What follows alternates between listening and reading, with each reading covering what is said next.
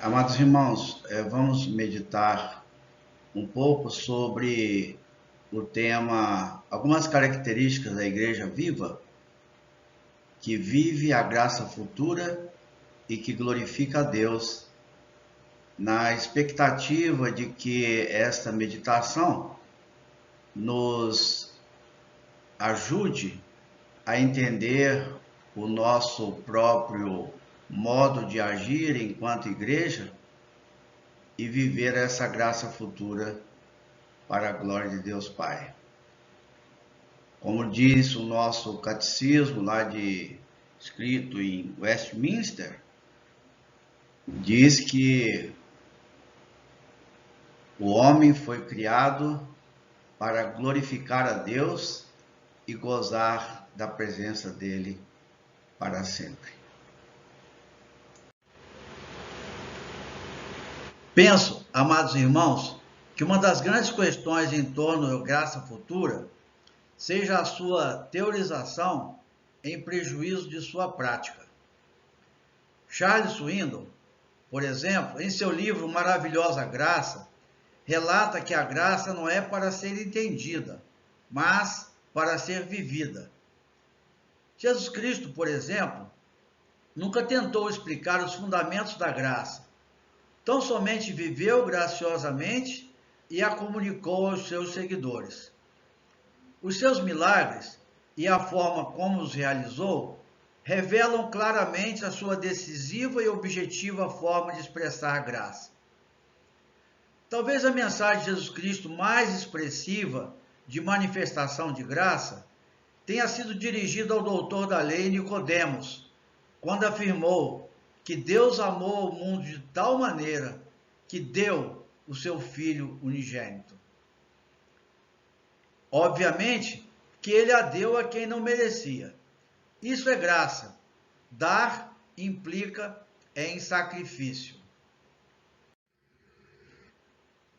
Viver a graça futura, amados irmãos, implica em conhecer, não um conhecimento teórico, mas um conhecimento vivencial, a santidade de Deus, conhecer o próprio pecado e o amor de Deus, que é a fonte da graça. A graça de Deus é a nossa única alternativa para uma vida abundante. E por ignorarmos a graça futura, nós vivemos dias difíceis em crises de identidade da igreja local. Verificamos desvios liberais que não glorificam a Deus. Assim, a igreja não corresponde à santidade requerida para a noiva de Cristo. Além disso, vivemos dias difíceis com crise de identidade entre os próprios cristãos, os quais frequentemente são desprovidos de conhecimento de Deus, de tal forma que não sabem minimamente explicar a razão da fé que dizem professar. É possível, irmãos, que essas crises estejam associadas a vários fatores. Gostaria hoje de meditar com os irmãos a respeito de dois dos muitos fatores possíveis explicadores dessas crises. Um deles é a qualidade da liderança na igreja local. E o outro é o real interesse dos membros da igreja em buscar o pleno conhecimento da vontade de Deus. É possível, amados irmãos, ilustrar esses dois fatores, quais sejam qualidade da liderança e o interesse dos membros da igreja pelo conhecimento de Deus, tomando como referência tanto a liderança de Paulo e Epáfras, quanto o comportamento da igreja ou da membresia na igreja na cidade de Colossos. Afinal, todos nós somos líderes e liderados de alguma forma. Então, poderemos aprender com Paulo e Epáfras como liderar e aprender com os irmãos da igreja de Colossos como ser um liderado. Gostaria então de tomar como referência um texto muito grande, muito maravilhoso, da carta que Paulo escreveu aos Colossenses, onde podemos observar as características de um bom líder e também as características da membresia que glorifica a Deus e que vive essa graça futura plenamente. Leiamos Colossenses 1, de 1 a 29. Paulo, apóstolo de Cristo Jesus, pela vontade de Deus, e o irmão Timóteo, aos santos e fiéis em Cristo que estão em Colossos.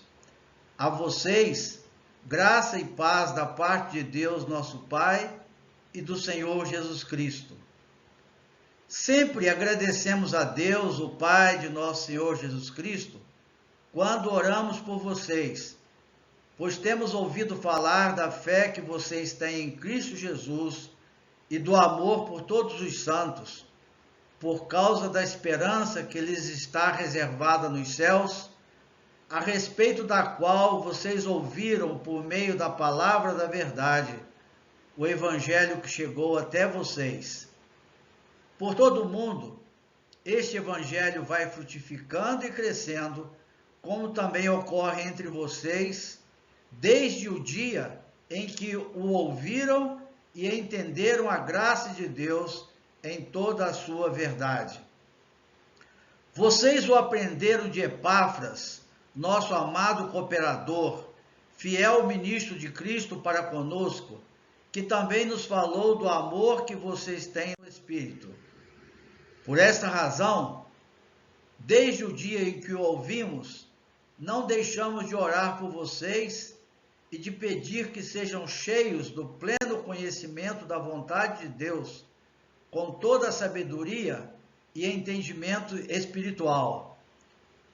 E isso para que vocês vivam de maneira digna do Senhor e em tudo possam agradá-lo, frutificando em toda boa obra, crescendo no conhecimento de Deus e sendo fortalecido com poder de acordo com a força da sua glória, para que tenham toda a perseverança e paciência com alegria, dando graças ao Pai que nos tornou dignos de participar da herança dos santos no reino da luz.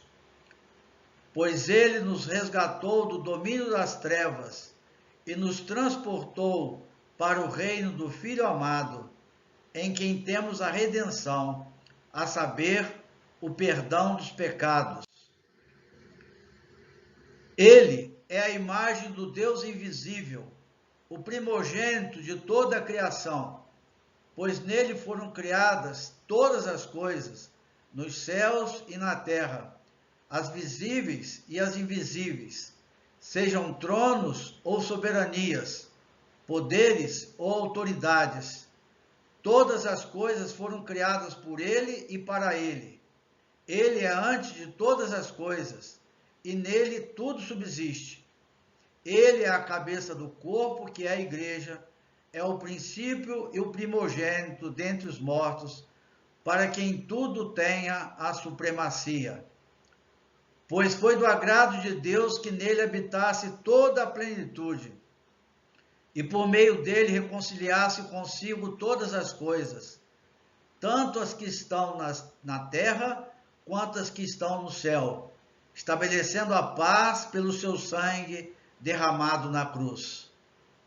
Antes, vocês estavam separados de Deus e em suas mentes eram inimigos por causa do mau procedimento de vocês. Mas agora, ele os reconciliou pelo corpo físico de Cristo, mediante a morte, para apresentá-los diante dele, santos, inculpáveis e livres de qualquer acusação, desde que continuem alicerçados e firmes na fé, sem se afastarem da esperança do Evangelho, que vocês ouviram e que tem sido proclamado a todos os que estão debaixo do céu.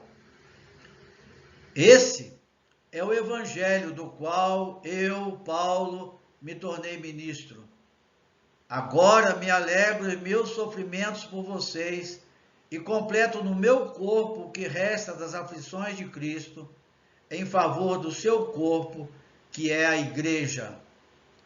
Dela, igreja, me tornei ministro de acordo com a responsabilidade por Deus a mim atribuída, de apresentar-lhes plenamente a palavra de Deus, o mistério que esteve oculto durante épocas e gerações, mas que agora foi manifestado a seus santos. A eles quis Deus dar a conhecer entre os gentios a gloriosa riqueza deste mistério, que é Cristo em vocês, a esperança da glória. Nós a proclamamos, advertindo e ensinando a cada um com toda sabedoria, a fim de que apresentemos todo homem perfeito em Cristo. Para isso, eu me esforço, lutando conforme a sua força que atua poderosamente em mim.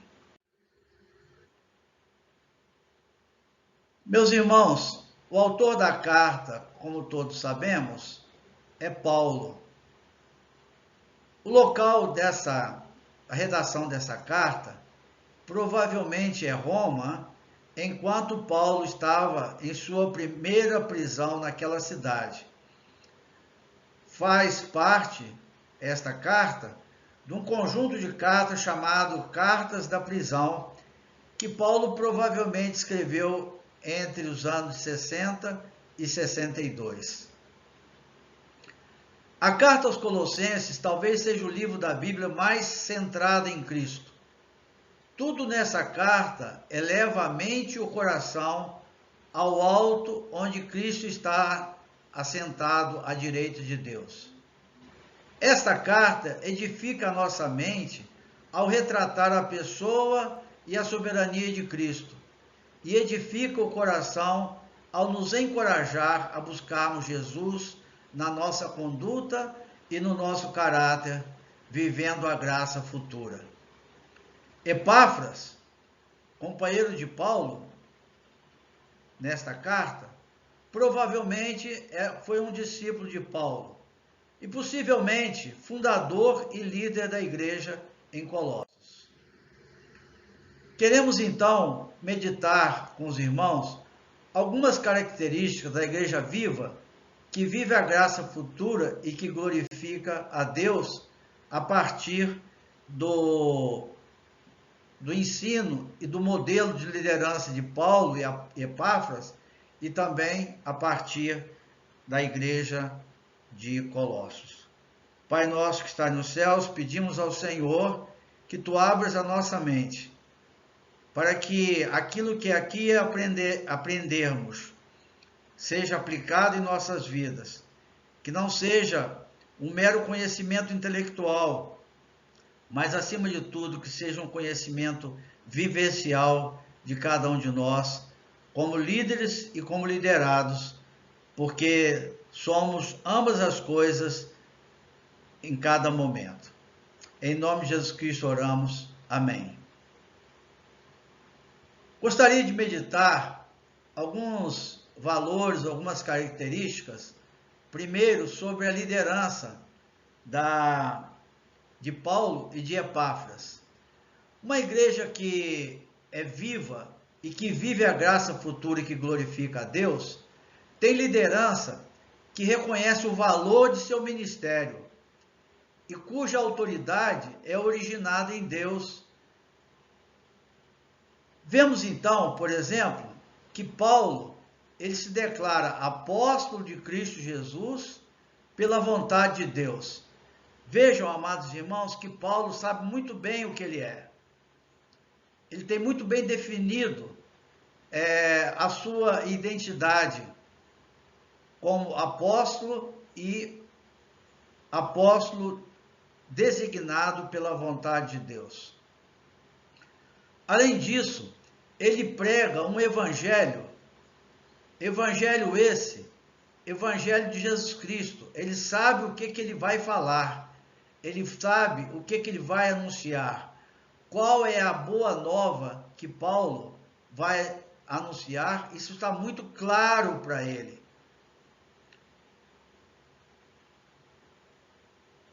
Paulo insiste ainda que da igreja ele se tornou ministro de acordo com a responsabilidade por Deus atribuída a ele, para apresentar à igreja plenamente a palavra de Deus, apresentando o mistério que estava oculto durante épocas.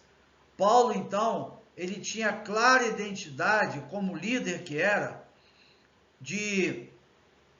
era um apóstolo pela vontade de Deus, ministro do evangelho, de acordo com a responsabilidade que Deus havia atribuído a ele, com o objetivo específico de apresentar àquela igreja a plena palavra de Deus, ou seja, o mistério que estava oculto durante épocas. Paulo então tinha noção, informação clara de quem ele era e de sua identidade.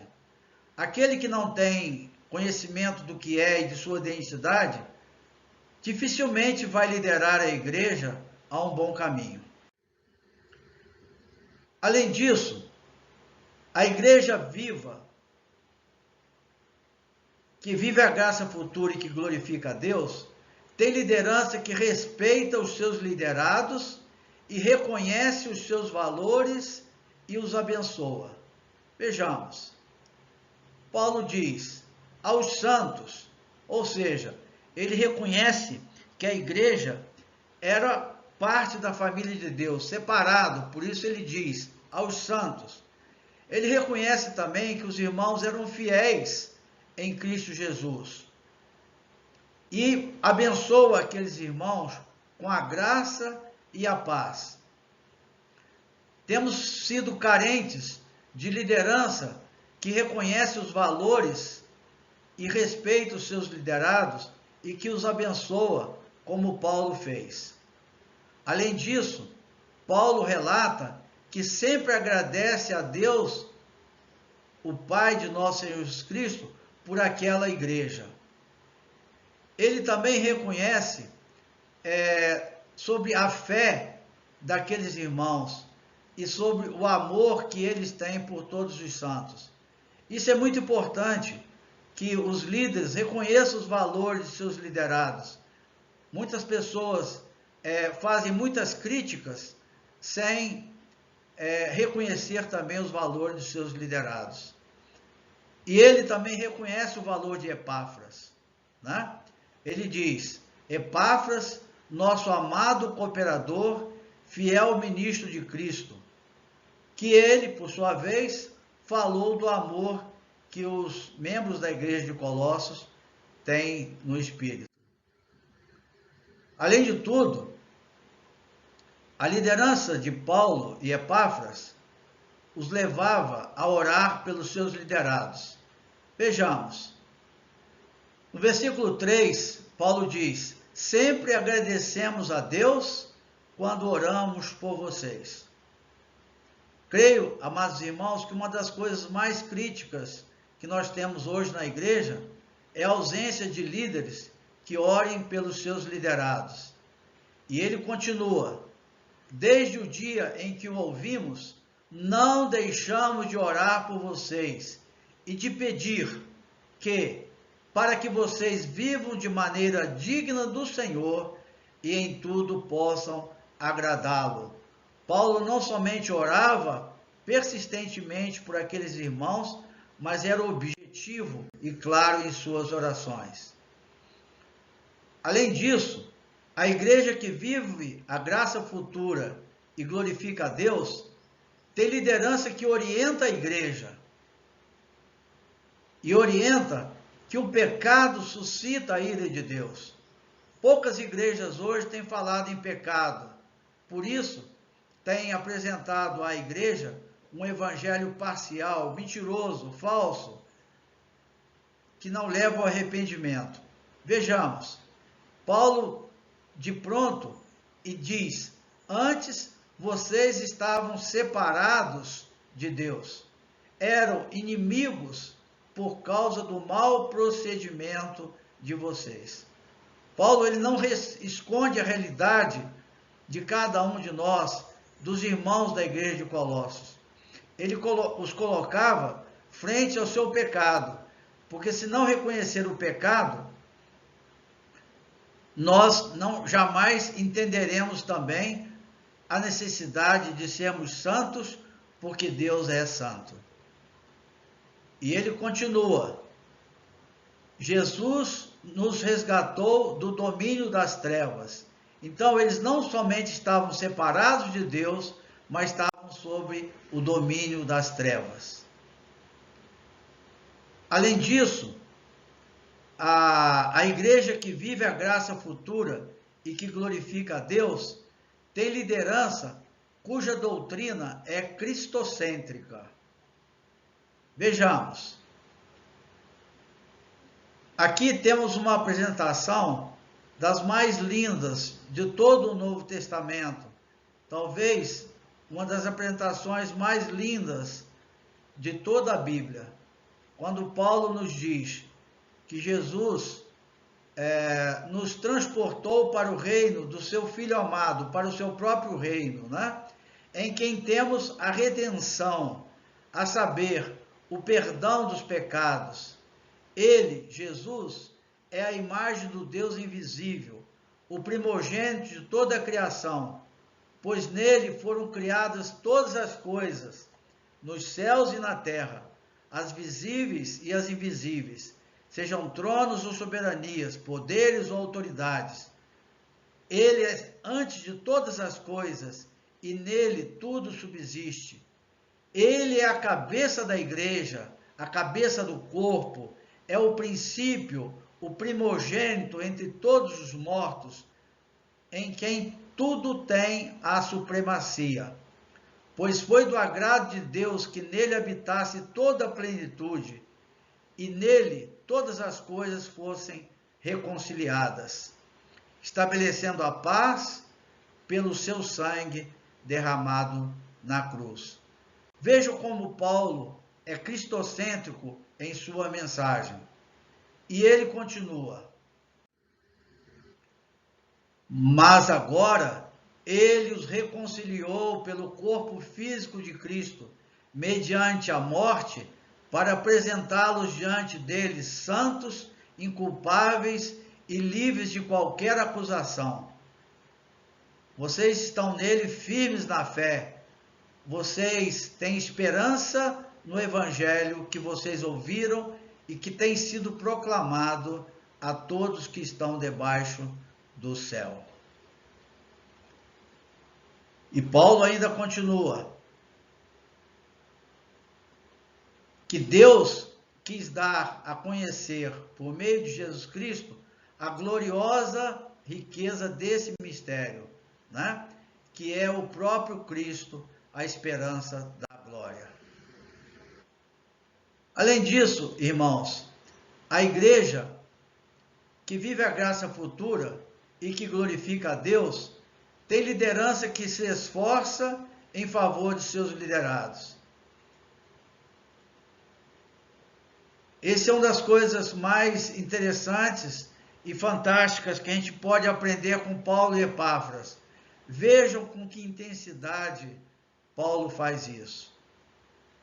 Ele inicialmente fala: vocês aprenderam de Epáfras, fiel ministro de Cristo. Ele destaca a importância e o empenho de Epáfras na ministração e na possível criação daquela igreja. E ele continua dizendo que se alegra nos sofrimentos que passava por amor deles no corpo. Ele fala das aflições de Cristo em favor do corpo que é a igreja. Ou seja, Paulo demonstra o seu esforço, revelando, manifestando as suas aflições em Cristo, que ele passava no corpo em favor da igreja. E ele continua: ele não tem dificuldade nem receio de proclamar, advertir e ensinar com toda a sabedoria a fim de que todo homem seja apresentado perfeito em Cristo. Ele não moldava a sua mensagem aos reclamos do mundo, mas ele falava com fundamento no estado de miséria daquele povo e de todos aqueles que não conhecem Jesus Cristo. Ele não moldava a sua mensagem para agradar as pessoas, mas ele proclamava, advertia e ensinava, a fim de que todo homem perfeito fosse apresentado a Cristo. E por isso ele diz: para isso eu me esforço, eu luto, conforme toda a sua força que atua poderosamente em mim. Por último, vamos ver agora a parte da membresia.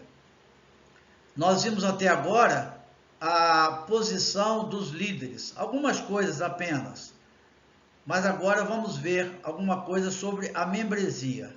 E nós vemos que aquela igreja de Colossos era uma igreja que ouvia, respeitava e valorizava a sua liderança, e Paulo reconhecia isso. Vejamos. No versículo 4, Paulo relata que aquela igreja ouviu de Epáfras a palavra da verdade, o evangelho. Ele reconhecia que aquela igreja não somente estava presente no culto, nas reuniões, mas elas ouviam a palavra da verdade, o evangelho que chegou até vocês. E ele insiste: desde o dia em que o ouviram e entenderam a graça de Deus em toda a sua verdade. Era um povo que ia para a igreja para ouvir, pedia que Deus os abrisse a mente para entender a graça de Deus em toda a sua verdade. E ele reconhece que eles aprenderam isso de Epáfras. E ele diz então que aquela igreja reconhecia a liderança de Epáfras. Além disso, temos uma membresia com entendimento sobre a sua própria identidade em Cristo Jesus e que se esforça para alcançar o pleno conhecimento de Deus, como nós vamos ver por meio da oração e das palavras do próprio apóstolo Paulo. Ele diz aqui, versículo 27, que os santos da igreja de Colossos quis Deus dar a conhecer entre os gentios a gloriosa riqueza do mistério que é Cristo em vocês, a esperança da glória. Os membros da igreja em Colossos reconheciam em Cristo Jesus a esperança da glória e se esforçavam por conhecer e ter nisso a sua própria identidade. Os membros da igreja em Colossos, segundo Paulo e sua oração, ele orava para que eles sejam cheios do pleno conhecimento da vontade de Deus. Paulo entendia que eles tinham conhecimento, mas precisavam de ser plenos nesse conhecimento da vontade de Deus, com toda a sabedoria e entendimento espiritual. E Paulo orava para que eles se esforçassem nisso, para que eles vivam de maneira digna do Senhor. Não só tenham um conhecimento teórico, mas vivam também de maneira digna do conhecimento do Senhor e em tudo possam agradá-lo, frutificando em toda boa obra, crescendo no conhecimento de Deus e sendo fortalecidos com todo o poder, de acordo com a força da sua glória. Uma outra característica da igreja viva, que vive a graça futura e que glorifica a Deus, é que ela tem uma membresia caracterizada pelo amor entre os irmãos. Nesse texto, irmãos, que acabamos de ler agora há pouco, duas características me chamam muito a atenção. o amor e as orações que Paulo fez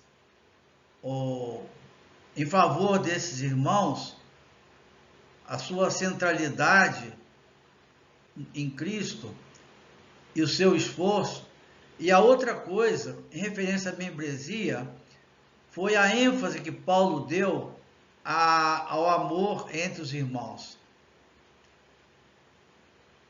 Paulo, por exemplo, ele é enfático em falar, em insistir sobre o amor que ele tem ouvido falar dos irmãos uns pelos outros naquela igreja. Ele chega a dizer que esse amor ele está sendo proclamado em outros lugares. E esse amor, irmãos, ele testifica que nós somos discípulos de Jesus Cristo, conforme o próprio Cristo nos ensina lá em João 13, 34, 35. Ele diz que por conta do amor existente na igreja de Jesus Cristo, iria identificá-los como seus discípulos. Além disso, esse amor promove a unidade na igreja. Na oração sacerdotal de Jesus Cristo, em João 17, ele fala sobre essa temática. E não só o amor entre os irmãos, mas também o amor fundamentado na semelhança de Jesus Cristo com o Pai. Isso é muito importante. É uma característica muito forte que precisa existir em nossas igrejas, porque temos presenciado, infelizmente, um grande empobrecimento nos relacionamentos entre os irmãos. Outros textos correlatos nós podemos encontrar 1 João 3,14, Romanos 12, 10 e 16, Romanos 14, 19, Romanos 15, 5, entre tantos outros. Uma outra característica importante é que a membresia ela é caracterizada não somente pelo amor, mas também pela fé e pela esperança, e pelo conhecimento das promessas de Deus. Muitas vezes, nós falamos de fé, mas nós não conhecemos as promessas de Deus. Paulo, aqui, ele fala que aquela igreja era uma igreja que conhecia a fé e as promessas de Deus. No versículo 4, é mencionado anteriormente, ele fala: temos ouvido falar da fé que vocês têm em Cristo Jesus. A fé deles era tão operante que ela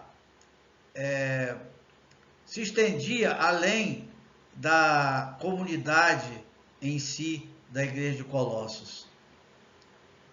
E Paulo insiste ainda no versículo 5, por causa da esperança que lhes está reservada nos céus, a respeito da qual vocês ouviram por meio da palavra da verdade, o Evangelho.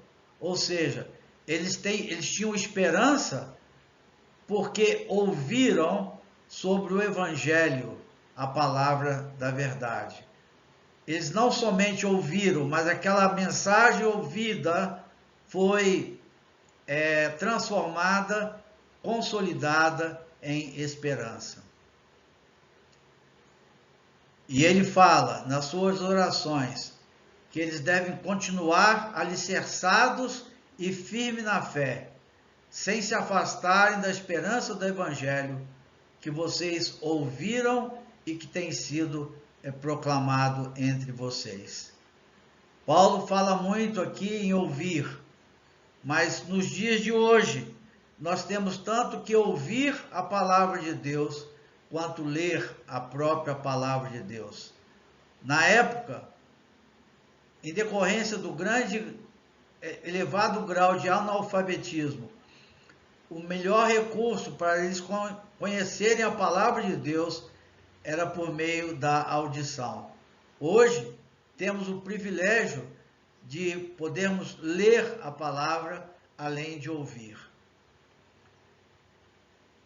E Paulo prossegue dizendo que Deus quis dar a conhecer, né, entre os gentios a gloriosa riqueza do mistério que é Cristo Jesus, a esperança da glória. Então nós precisamos de conhecer esse mistério que é Cristo Jesus para termos a nossa esperança e a fé fundamentadas de forma sólida. Podemos ver, por exemplo, em Hebreus 11:1, que fala sobre a fé, né? E Romanos 1:17, que diz: o justo viverá pela fé. Por último, irmãos, em termos de membresia, quero destacar que era uma igreja que frutificava e que crescia. Vivia a graça futura, glorificava a Deus e era uma membresia que frutifica e cresce. Paulo, no versículo 6 e 7, diz: por todo o mundo este evangelho vai frutificando e crescendo, como também ocorre entre vocês, desde o dia em que ouviram e entenderam a graça de Deus em toda a verdade. É um motivo para nós refletirmos se estamos frutificando e entendendo após ouvirmos a palavra da verdade. Finalmente, irmãos, vamos pensar um pouco algumas aplicações dessa mensagem para a nossa vida. Pensemos que tipo de igreja, a noiva de Cristo, queremos apresentar a Ele, tanto quanto como líderes ou como liderados. O que nós temos feito? Como queremos apresentar a noiva de Cristo? Temos exercido a liderança, orando pelos irmãos, oferecendo-lhes mensagens cristocêntricas, fiéis à palavra, que lhes promova a santidade e o pleno conhecimento de Deus? Que investimento tenho feito enquanto líder para o meu próprio crescimento em santidade? E enquanto igreja, temos crescido na fé, na esperança e no amor? Temos as características de líderes e de liderados que aprendemos com Paulo, com Epáfras e com a igreja em Colossos? Gostaríamos então, amados, de propor alguns compromissos. Inicialmente, então, poderemos perguntar quais são os compromissos que posso ou que devo assumir com o Senhor da igreja. Jesus nos chama para sermos suas testemunhas e nos coloca como seu espelho, sua carta viva e reveladora do que ele é, quando diz: nisto conhecereis todos que sois meus discípulos, quando observarem o amor que vocês têm uns pelos outros. Somos ensinados a orar tanto pelos nossos líderes quanto por nossos liderados. Somos orientados que podemos ter convicções acerca das promessas de Jesus Cristo para a sua própria igreja, bem como sobre a nossa identidade em Cristo Jesus, como filhos do Deus vivo, co-herdeiros com Cristo Jesus, garantidos pelo próprio Deus por meio do Espírito Santo que em nós habita.